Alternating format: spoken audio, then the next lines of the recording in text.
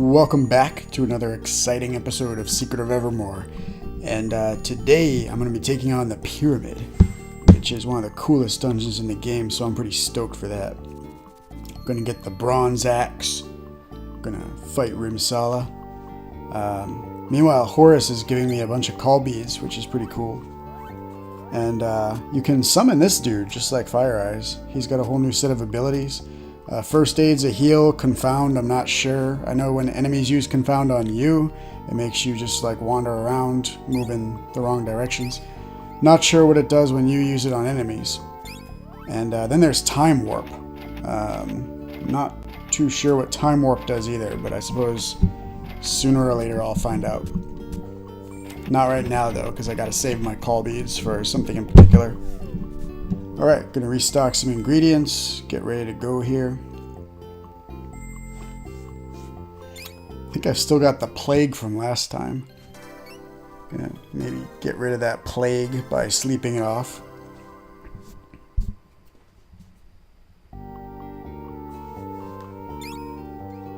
So yeah, in the last episode I did the Halls of Colossia, which is probably my favorite dungeon in the game. The Pyramid, I don't know if it's my second favorite dungeon, but it might be. It's definitely up there either way. And I think this part of the game is a real 1-2 punch of awesome dungeons.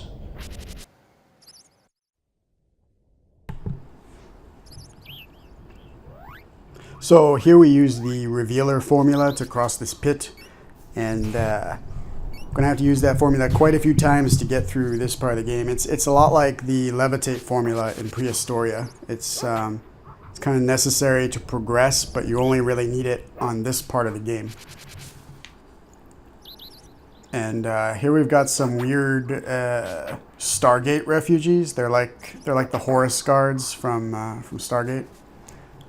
I actually wouldn't be a bit surprised if that's where they got the design for these guys, because they look just like the Horus guards in that movie. Unfortunately, no sign of James Spader here, unless you count the main character, who kind of has a little bit of a young James Spader thing going on, although I'd compare him more to Marty McFly, personally, with the red vest and all. So, or Michael J. Fox, rather, since we're using real names. So for this part, you have to actually play as the dog for a little bit, and you have to have the two different characters holding down switches for each other in order to progress. Time for more very cool music, as you can hear. So the dog right now is in this kind of control room where he can step on different switches to make things happen, and specifically open up passageways for the boy to travel through.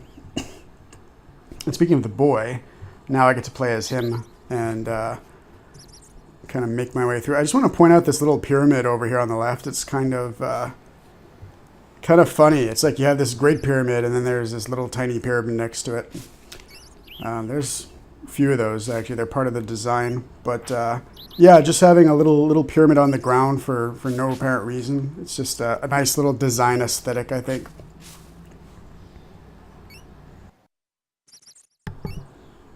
And over here, we've got two pyramids, which is kind of funny. Two pyramids, no relation to Tupac. And on that note, I keep getting poisoned, taking a lot of damage too. This would be a good time to just spam crush on everything in sight. Unfortunately, this balance patch being what it is, can't quite do that.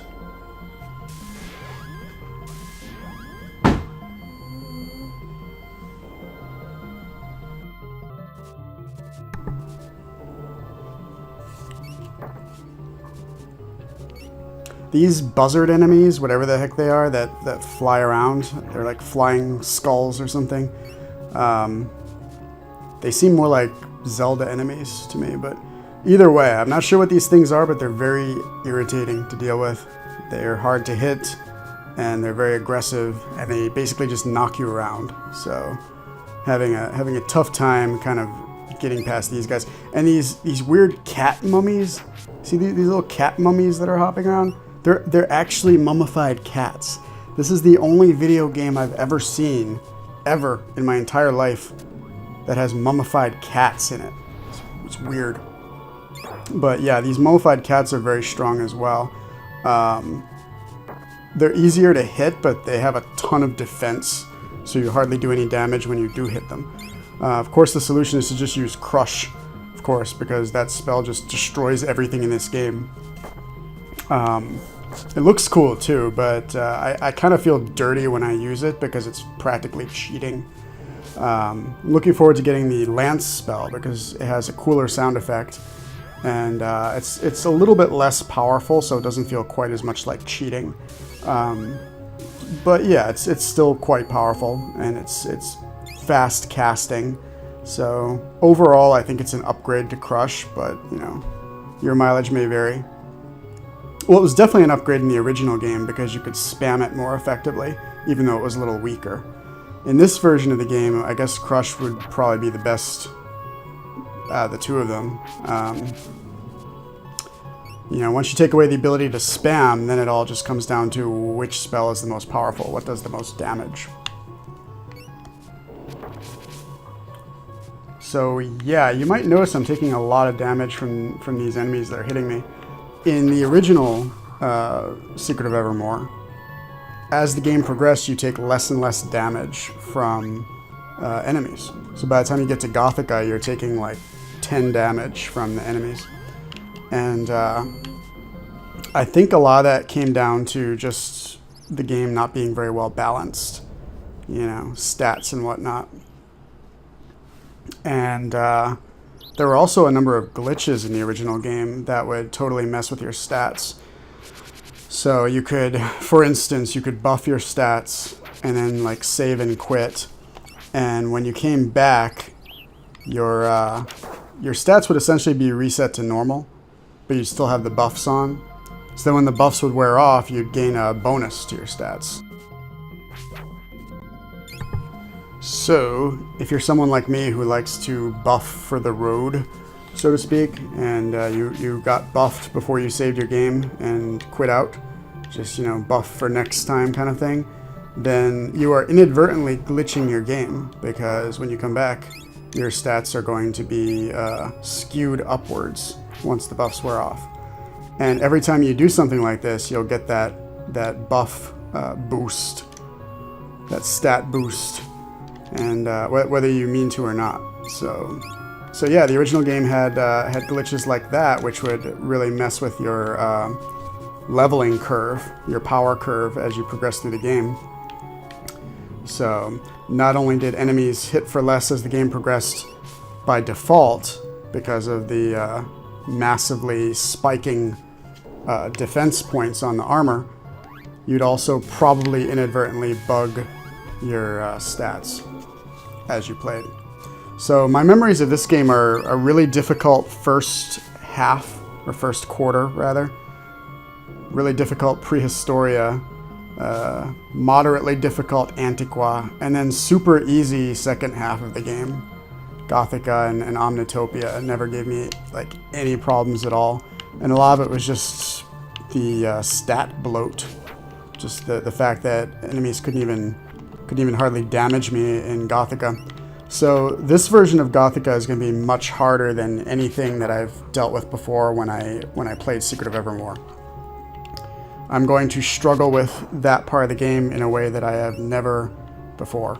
Although struggle's probably the wrong word, because I'm not expecting to actually struggle, but I'm going to have a tough time with that region in a way that I've just never had before. So I'm looking forward to it, actually. I'm looking forward to having kind of a new experience with Gothica. It's a place that I remember being one of the easiest parts of the game. Probably the easiest part of the game. Because Omnitopia has that big final boss rush, which can be a little bit tricky. Gothica has nothing except the Verminator that posed any real threat. So yeah, I'm really looking forward to playing a more balanced Gothica.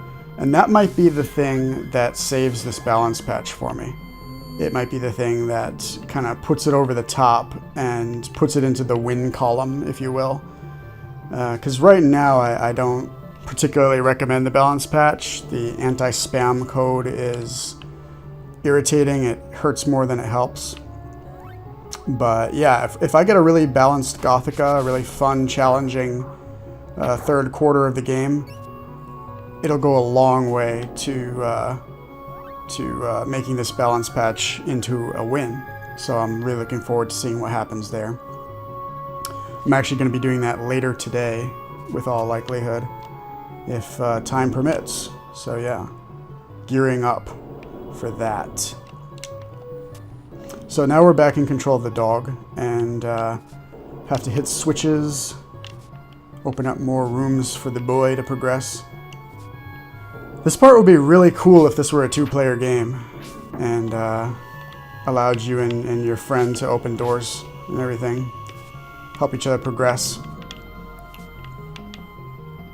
Unfortunately, this is not a two-player game. It's one player only, which is kind of a step back because Secret of Mana didn't just allow one player. It didn't just allow two players. It allowed 3 players. So you and 2 other friends could play Secret of Mana. You know, which was cutting edge for its time too. I mean, you had 2-player games back then, but more than that was a pretty big deal. You know, even people who are in like a 3-way relationship could technically play Secret of Mana with their significant others, which I think is pretty awesome. You know, back in the early 90s, people that were in 3-way relationships, maybe they were all gamers, but they didn't have anything to play together. You know, they'd have to trade off with Mario Kart, you know, like whoever lost a round would pass the controller, you know. But once Secret of Mana came out, this hypothetical trio in a 3-way relationship, they finally had something that they could all play at the same time. And I think that was probably pretty magical for those people. By the way, don't knock it until you've tried it. And on that note, I just want to say that Secret of Evermore not having a 2-player option is one of the more baffling design choices that I've seen in a game. I honestly can't figure out why they would leave that out. You know, given that Mana already set the precedent for, you know, for that kind of thing. And this is kind of a sequel to Secret of Mana in a weird way. Borrows so many attributes from Secret of Mana, so why not that one? But yeah, I'm guessing that it would have just taken too much time to code, because I feel like towards the end of this game they were running out of time. Towards the end of the development, I mean, they started to run out of time. They had to kind of speed things up. Maybe having a second player was something they wanted to do, but they just didn't have time to implement it. I don't know. But either way, at least you can switch between the 2 characters. There's not really much point in doing that until towards the end of the game, when the dog becomes obscenely overpowered. It has a laser cannon. That's the whole other story. We'll get to that.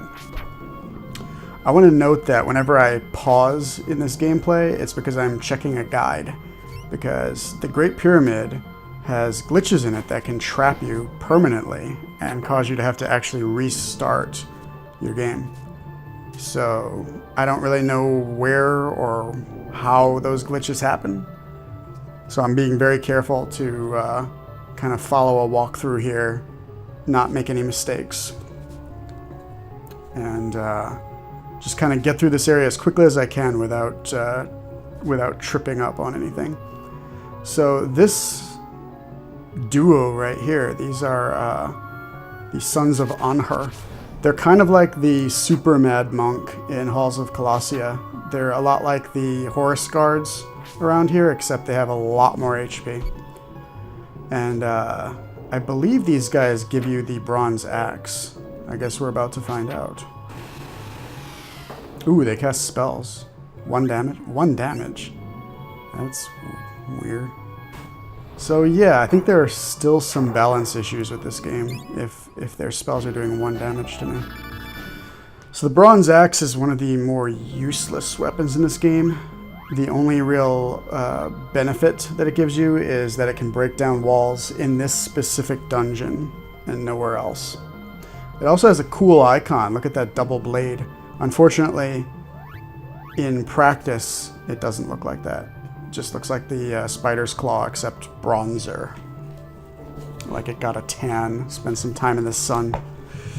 So yeah, bronze axe is acquired. I've now got all 3 weapons for Antiqua, and it's time to wrap up this province and get moving towards Gothica. I'm stoked for Gothica. I'm stoked for a new experience with that part of the game. But first, I'm going to get the plague and get hassled by flying skulls a little longer. I'm not even getting hassled, I'm getting menaced. Being menaced by these things. They won't leave me alone.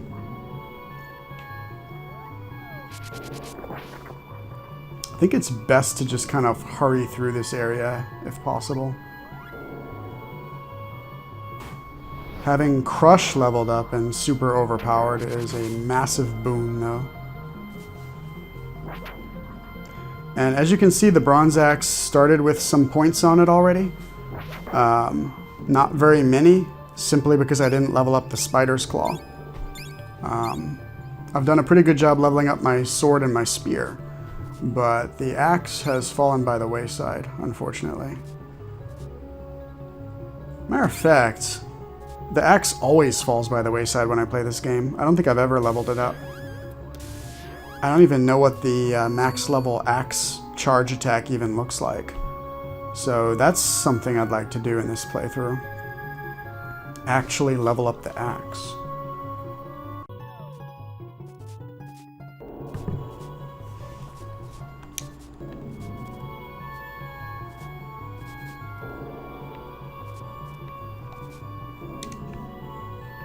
I think this might be the part where you can get permanently stuck, because those weird little round platforms that go over the water, they often disappear after you go over them, and I think it's possible for them to disappear when they're not supposed to, in a way that'll trap you.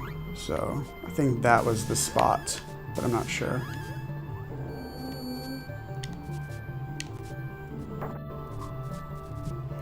I am just getting menaced by these guys. At this point, I would actually go beyond menacing.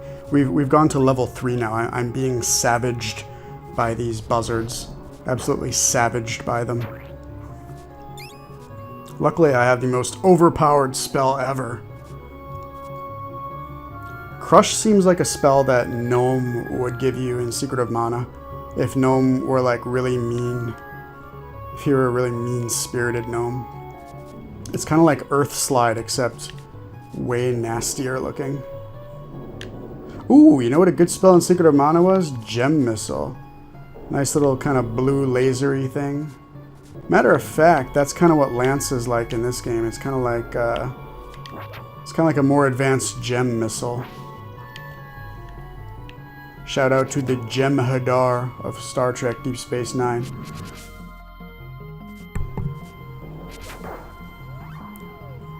So I'm trying to use the axe to take out as many enemies as I can to build that thing up. But if I were to play optimally, I would use the spear. Like if this were a speed run, I would just be using the horn spear for most of the game.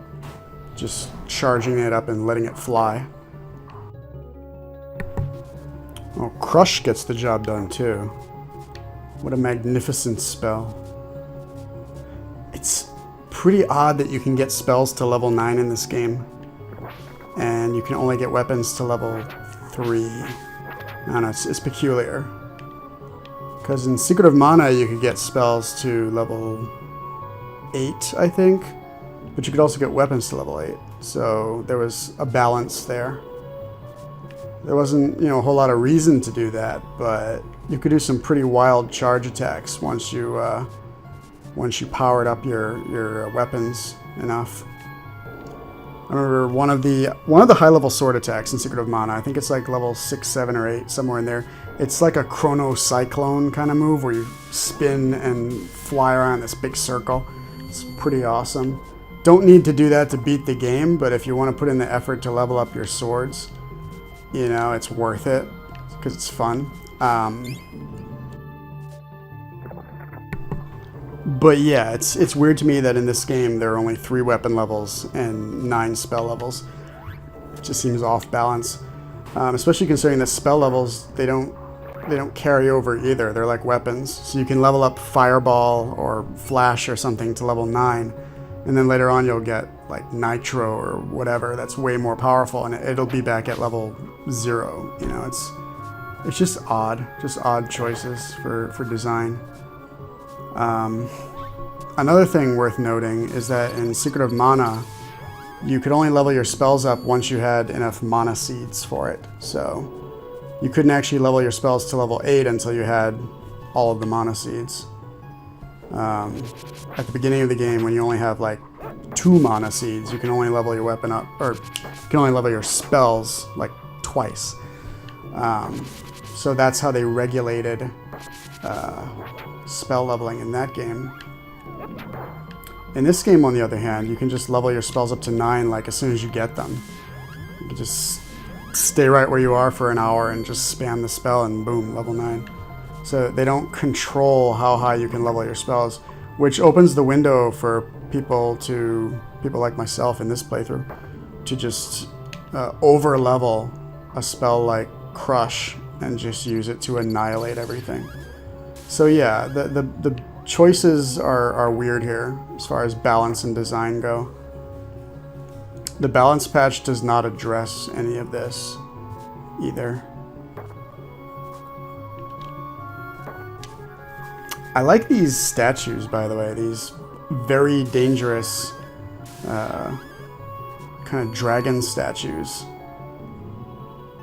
They're interesting. It's like they're mostly stone, but then the top part is actually a real snake. I think it's supposed to be like a snake that's popping out of the statue to ambush passerby. Or maybe it is part of the statue and it's just animated by magic. I don't know for sure. That's what Evermore does very well. Evermore does mystique and just kind of an odd sense of surreal, your rules do not apply here kind of world building, where everything just seems off and odd and unsettling.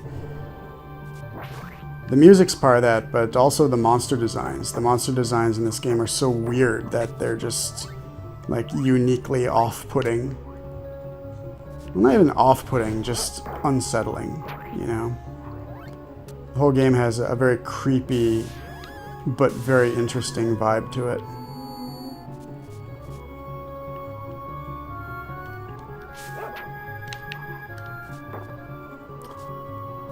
I feel like I've been in this room before, but either way, I've got the dog back now. So our heroes are reunited. Stolteheimer Lanebach IV is now whole again.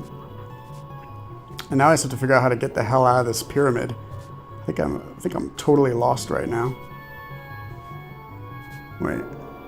Okay, I know where I am.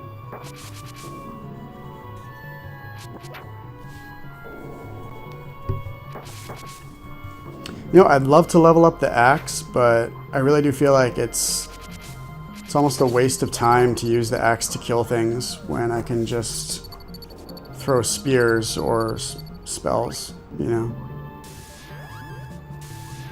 Just realized I keep calling them spells, and I feel like that's the kind of thing that would really annoy Evermore purists, because they're not spells, they're formulas. And I should probably try to start saying that instead. They are technically alchemy formulas, which is a really cool idea, by the way. I remember when I first read about this game in Nintendo Power and read about alchemy and having to use ingredients to cast spells, as it were. I was intrigued, to say the least. I thought it was a great idea. Formulas. So yeah, very unique, very cool idea. Unfortunately, in practice, it's not as fun as it looked on paper. I'd much rather just have MP and be able to sleep at the inn and get all my spells back, instead of having to go find a merchant who sells the right ingredients and so on and so forth. So in practice, not the best thing, but on paper, I really liked the idea of alchemy formulas. And now it's time for Rimsala, the villain of Arcana for the Super NES. Ooh, I love that sound effect, confound. That is a sound effect.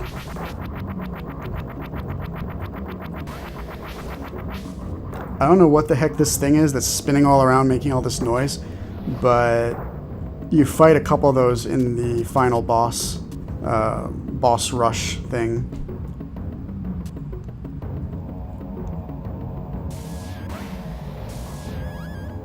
This is actually right here. This is like a miniature version of the final boss, actually.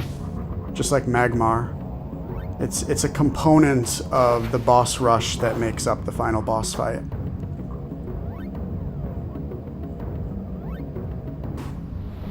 So for this fight, you basically just want to spam alchemy on this guy while he's stationary. I think you can only hurt him while he's stationary. Once the spinny thing dislodges and flies around, at that point you just stay away. Just avoid him. Don't try anything crazy. Wait for him to go back to where you can cast on him again.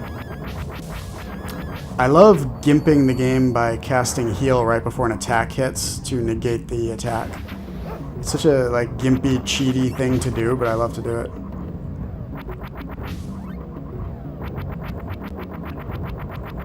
So yeah, I try casting Crush on this guy. It doesn't work. You have to wait for him to reattach to the giant gold statue thing.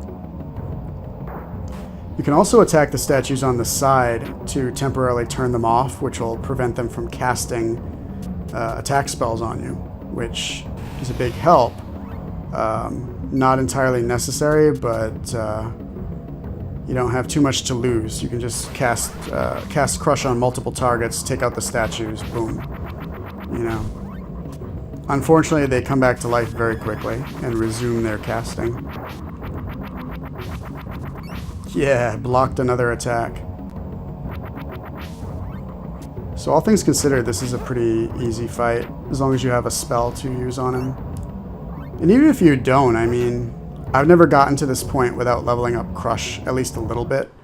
But presumably, even if you have no leveled up spells to use, you could still just hit it with your axe or your spear or whatever. And then just avoid it until it reattaches, and doesn't seem like that difficult of a fight. So yeah, that does it for the Great Pyramid, I guess. Antiqua is not over yet, though. We've got not one, but two more boss fights to go.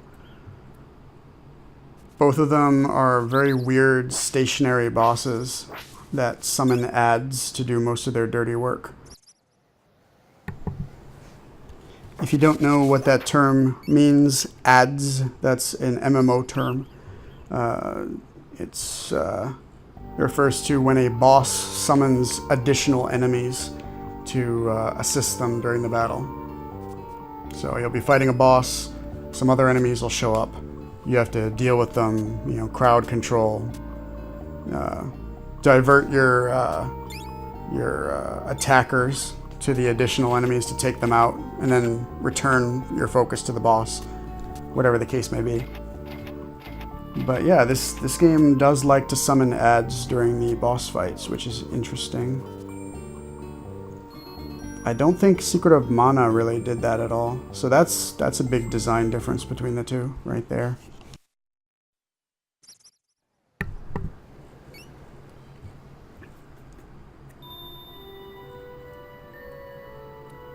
Uh-oh.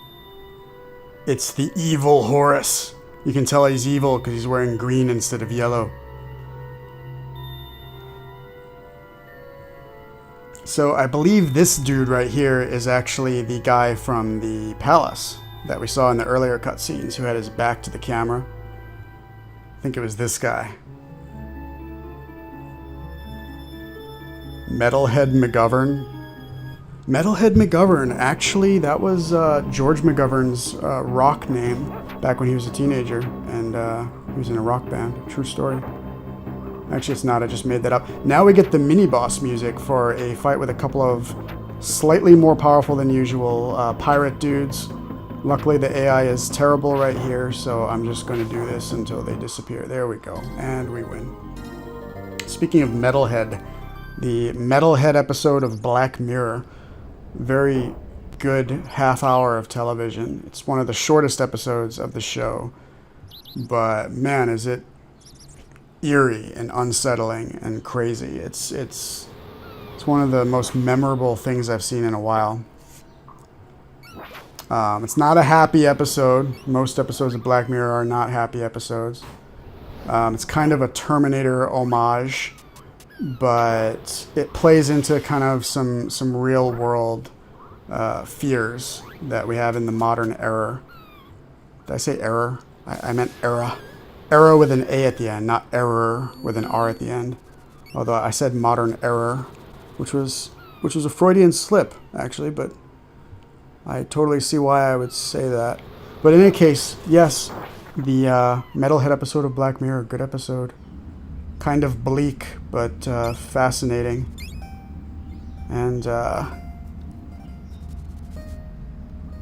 chilling as well. I'll never look at those General Dynamics dogs the same way again. I'll say that much. And on that creepy note, that concludes this episode of Secret of Evermore. Tune in next time when I will take on Aegis, the final boss of Antigua, and what's his face? Aquagoth, the other final boss. Or maybe he's the first boss of Gothica. I don't know. I'm going to take them both out next time. I'll see you then.